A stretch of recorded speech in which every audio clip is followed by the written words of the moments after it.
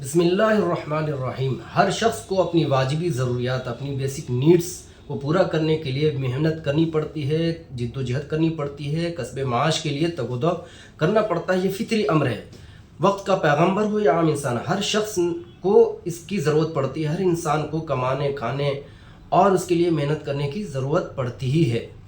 اسی لیے ہر انبیاء کرام کی اگر ہم تاریخ پڑھیں تو تمام انبیاء کرام نے اپنے زمانے میں محنت کی، تجارت کی، جد و جہد کی، کسب معاش کے لیے تگ و دو کیا، دوڑ دھوپ کیا۔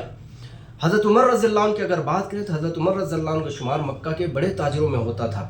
حضرت عمر رضی اللہ عنہ آپ صلی اللہ علیہ وسلم کی مسجد میں اسی بازار میں کی وجہ سے پابندی سے حاضر نہیں ہو پاتے تھے، جس کی وجہ سے ان کا کہنا تھا الہانی الصفق بالاسواق، مجھے تجارت کی تگ و دو نے مشغول رکھا۔ کیونکہ وہ تجارت کیا کرتے تھے تو اپنے پارٹنر کے ساتھ باری باری آپ صلی اللہ علیہ وسلم کی مجلس میں حاضر ہوتے، ایک دن وہ حاضر ہوتے تو دوسرے دن ان کا پارٹنر، تو کسی دن وہ بازار میں ہوتے تو پارٹنر آپ صلی اللہ علیہ وسلم کی مجلس میں حاضر ہوتا تھا۔ حضرت عمر رضی اللہ عنہ کسب معاش کی اہمیت کو سمجھتے تھے، اس لیے اس کسب معاش، تگ و دو، جد و جہد، تجارت پر ہمیشہ زور دیا کرتے تھے۔ لوگوں سے کہتے کہ دوڑ دھوپ کرو، کسب معاش کرو، جد و جہد کرو، تگ و دو کرو، تجارت کرو۔ حضرت عمر رضی اللہ عنہ کا ہی قول ہے لا یقعدن احدکم عن طلب الرزق ویقول اللہم ارزقنی فقد علمتم، تم میں سے کوئی شخص کسب معاش میں کوتاہی نہ کرے، کسب معاش سے غافل نہ ہو جائے اور صرف یہ دعا کرے اللہم ارزقنی، اللہ مجھے رزق دے دے، کیونکہ تمہیں معلوم ہے کہ سونا چاندی آسمانوں سے نہیں برستا۔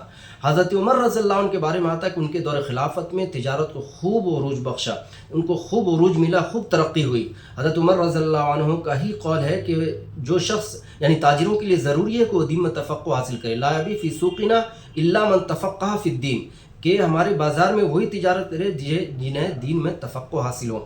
معلوم یہ ہوا کہ انبیاء کا پیغمبر ہو یا عام انسان، عام پبلک، ہر انسان کو کسب معاش کی ضرورت پڑتی ہے، محنت کر کے کمانے کھانے کی ضرورت پڑتی ہے۔ اس لیے کہ کسی کے سامنے ہاتھ پھیلانے سے بہتر ہے کہ انسان اپنے ہاتھ سے حلال روزی کھائے، اپنے ہاتھ سے کمایا ہوا روزی کھائے، جسے بہترین روزی کہا گیا کہ سب سے بہترین روزی وہ ہے جو انسان اپنے ہاتھ سے کما کر کے کھائے۔ اللہ تعالیٰ ہمیں حلال روزی نصیب فرمائے۔